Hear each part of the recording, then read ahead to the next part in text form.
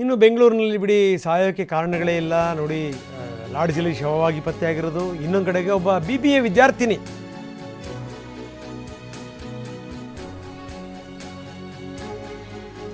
ಬೆಂಗಳೂರಿನ ಬಾಗಲೂರಿನ PGಯಲ್ಲಿತ್ತು ಹುಡುಗಿ. ಸನಾ ಪರ್ವೀನ್ ಆಕೆ ಹೆಸರು.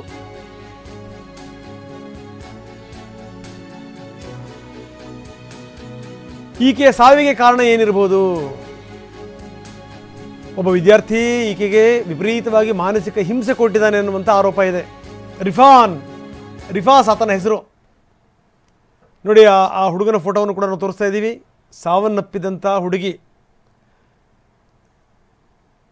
ಭಾಳ ಆಶ್ಚರ್ಯ ಆಗುತ್ತೆ. ಏನು ಅಂದರೆ ಈ ಕಾನೂನು ವ್ಯವಸ್ಥೆ ಇದೆ, ಜೊತೆಗೇನಂದ್ರೆ ಯಾರಾದರೂ ಈ ಹಿರಿಯರು ಯಾರಾದರೂ ಹೇಳಿದ್ರು ಕೂಡ ಇದಕ್ಕೆ ಸಂಬಂಧಪಟ್ಟ ಸ್ವಲ್ಪ ತಲೆ ಕೆಡಿಸ್ಕೋತಾರೆ.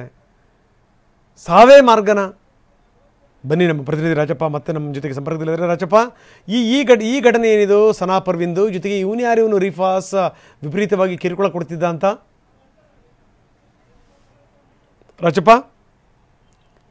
ರಂಗನಾಥ್, ಸದ್ಯಕ್ಕೆ ಸನಾ ಪರ್ವಿನ್ ಅನ್ನುವಂತಹ 2ನೇ ವರ್ಷದ BBA ಓದ್ತಾ ಇದ್ದಂತಹ ವಿದ್ಯಾರ್ಥಿನಿ ತಾನು ವಾಸ ಇದ್ದಂತಹ PGನಲ್ಲಿ ನೇಣು ಬಿಗಿದುಕೊಂಡು ಆತ್ಮಹತ್ಯೆಯನ್ನು ಮಾಡ್ಕೊಂಡಿದ್ದಾರೆ. ಆದ್ರೆ ಕಾರಣ ಏನು ಅನ್ನೋದು ಇನ್ನೂ ಕೂಡ ನಿಗೂಢವಾಗಿರುವಂತದ್ದು. ಅಂದ್ರೆ ಅವರ ಕುಟುಂಬಸ್ಥರು ಮಾಡ್ತಿರುವಂತಹ ಆರೋಪ, ಜೊತೆಗೆ ಬಾಗಲೂರು ಪೊಲೀಸ್ ಠಾಣೆಯಲ್ಲಿ ದಾಖಲು ಮಾಡಿರುವಂತಹ ಒಂದು FIR ಅನ್ನ ನೋಡ್ತಾ ಹೋದಂತಹ ಸಂದರ್ಭದಲ್ಲಿ ಕಳೆದ 10 ತಿಂಗಳಿಂದಲೂ ಕೂಡ ಕೇರಳ ಮೂಲದ ರಿಫಾಸ್ ಎಂಬ ಯುವಕ ಇದ್ದಾನೆ. ಆತ ಸನಾ ಪರ್ವಿನ್ಗೆ ಸಾಕಷ್ಟು ಕಿರುಕುಳವನ್ನ ಕೊಡ್ತಿದ್ದ ಅನ್ನುವಂಥದ್ದು ಅಲ್ಲಿ ಉಲ್ಲೇಖ ಆಗಿರುವಂತದ್ದು FIR ಪ್ರತಿಯಲ್ಲಿ. ಆದ್ರೆ ಆತ ಪಾಸ್ಔಟ್ ವಿದ್ಯಾರ್ಥಿ ಇದ್ದಾನೆ, ಅದೇ ಕಾಲೇಜಿನಲ್ಲಿ ಓದ್ತಾ ಇದ್ದ. ಈಕೆ ಜೂನಿಯರ್ ಇರುತ್ತೆ, ಆತ ಸೀನಿಯರ್ ಇರ್ತಾನೆ. ಪಾಸ್ಔಟ್ ಆಗಿದ ನಂತರದಲ್ಲೂ ಕೂಡ ಆತ ಈಕೆ ಓದ್ತಾ ಇದ್ದಂತಹ ಕಾಲೇಜ್ಗೆ ಬರೋದು ಹೋಗೋದು ಮಾಡ್ತಿದ್ದ. ಜೊತೆಗೆ PG ಬಳಿ ಕೂಡ ಬಂದು ಸಾಕಷ್ಟು ಹಿಂಸೆನ ಕೊಡ್ತಿದ್ದ ಅಂತ ಹೇಳಿ ಅವರ ಸ್ನೇಹಿತರು ಜೊತೆಗೆ ಕುಟುಂಬಸ್ಥರು ಕೂಡ ಹೇಳ್ತಾ ಇರುವಂತದ್ದು. ಇಲ್ಲಿ ಪ್ರಶ್ನೆ ಏನಂದ್ರೆ, ಪಾಸ್ಔಟ್ ಆದಂತಹ ವಿದ್ಯಾರ್ಥಿ ಮತ್ತೆ ಕಾಲೇಜ್ ಒಳಗಡೆ ಕ್ಯಾಂಪಸ್ ಒಳಗಡೆ ಬರ್ತಾನೆ ಅಂದ್ರೆ ಅದನ್ನ ಯಾವ ರೀತಿಯಾಗಿ ಅಲೋ ಮಾಡ್ತಾರೆ? ಅಲ್ಲಿ ಸೆಕ್ಯೂರಿಟಿ ಎಷ್ಟರ ಮಟ್ಟಿಗೆ ಇದೆ ಅನ್ನುವಂಥದ್ದು ಸಹಜವಾಗಿ ಉಂಟಾಗುವಂತಹ ಪ್ರಶ್ನೆ.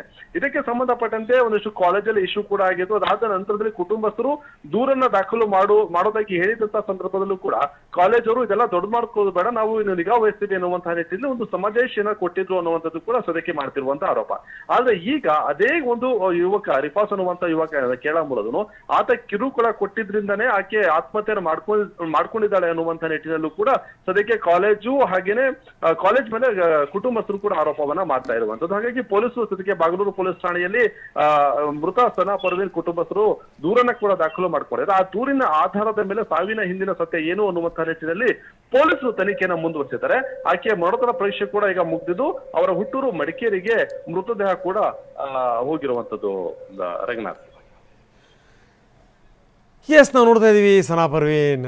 ನಾನು ಹೇಳುವಂಥದ್ದು ಅದೇನೇ, ಏನು ಈ ವಿದ್ಯಾರ್ಥಿನಿಯರಿಗೆ ಸಾವೇ ಒಂದು ಮಾರ್ಗನ? ಬೇಕಾದಷ್ಟು ಮಾರ್ಗಗಳಿದೆ, ಕಾನೂನಿದೆ. ಯಾರಾದರೂ ಈ ರೀತಿ ಹಿಂಸೆ ಕೊಡ್ತಾರೆ ಅಂತ ಗೊತ್ತಾದರೆ ಒದ್ದೊಳಗಡೆ ಹಾಕ್ತಾರೆ. ಆದರೆ ಎಲ್ಲವನ್ನೂ ಕೂಡ ಎದುರಿಸುವಂಥ ಮನೋಭಾವನೆ ಎಲ್ರಿಗೂ ಕೂಡ ಇರಲ್ಲ. ಈ ಹುಡುಗಿ ಏನಾದರೂ ಆ ಕಾರಣದಿಂದಲೇ ಏನಾದರೂ ಆತ್ಮಹತ್ಯೆ ಮಾಡ್ಕೊಂಡ್ಲ?